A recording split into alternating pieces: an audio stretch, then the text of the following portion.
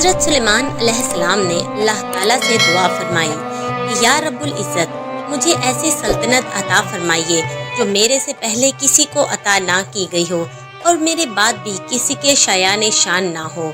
تو اللہ تعالیٰ نے حضرت سلیمان علیہ السلام کو جنوں، شیاطین اور جانوروں پر بادشاہت عطا فرمائی۔ اس کے ساتھ ساتھ ہوا بھی حضرت سلیمان علیہ السلام کے تابع فرمان تھی۔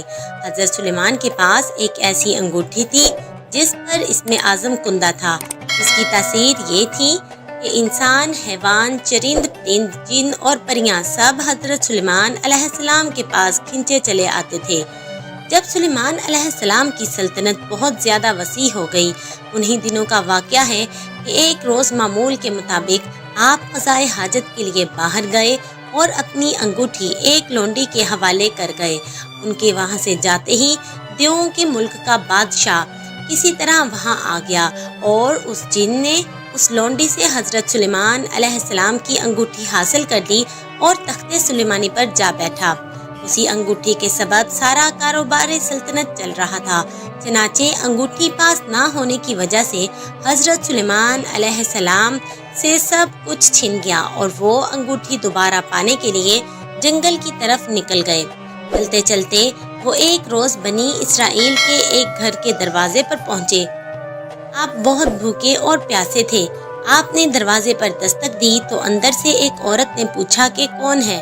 حضرت سلیمان علیہ السلام نے جواب دیا کہ میں ہوں جس کی دعوت کرنا لازمی ہے۔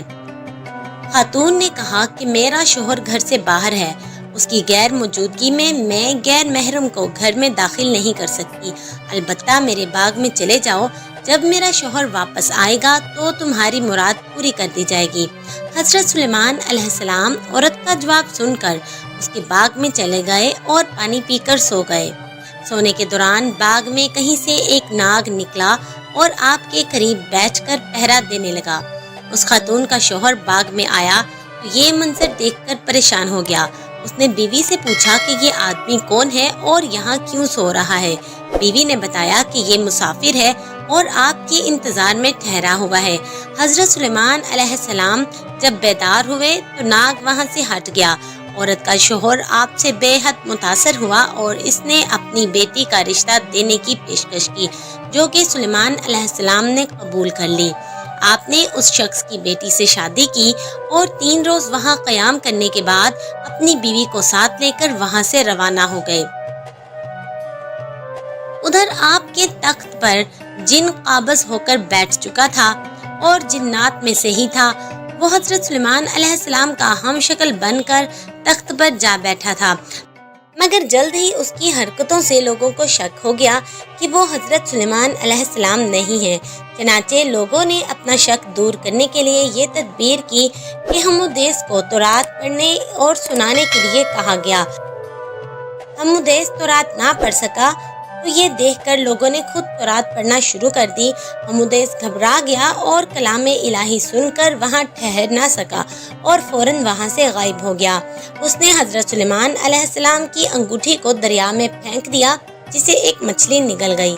حضرت سلیمان علیہ السلام ایک روز دریا پر گئے، وہاں چند مچھیرے مچھلیاں پکڑ رہے تھے۔ آپ نے دیکھا تو آپ بھی ایک آدمی کے ساتھ مل کر مچھلیاں پکڑنے لگے۔ خدا کی قدرت ایسی ہوئی کہ ان کے جال میں وہی مچھلی پھنس گئی جس نے آپ کی انگوٹھی نگلی تھی۔ آپ نے اس آدمی سے وہ مچھلی پکانے کے لیے خرید لی اور گھر لا کر اپنی بیوی کو دی۔ بیوی سے فرمایا کہ اس مچھلی کو آج شام پکا لینا۔ آپ کو بالکل بھی معلوم نہ تھا کہ آپ کی انگوٹھی کسی مچھلی کے پیٹ میں ہے۔ جب آپ کی بیوی نے مچھلی کا پیٹ چاک کیا تو اندر سے انگوٹھی برآمد ہوئی۔ بیوی نے انگوٹھی آپ کو دکھائی تو آپ نے انگوٹھی کو فوراً پہچان لیا اور انگلی میں پہن لیا۔ انگوٹھی حاصل ہوتے ہی آپ کا تخت و تاج آپ کو واپس مل گیا۔ آپ نے اسے اللہ تعالیٰ کا ایک امتحان سمجھا جس میں آپ پورا اترے اور پہلے کی طرح حکومت کرنے لگے۔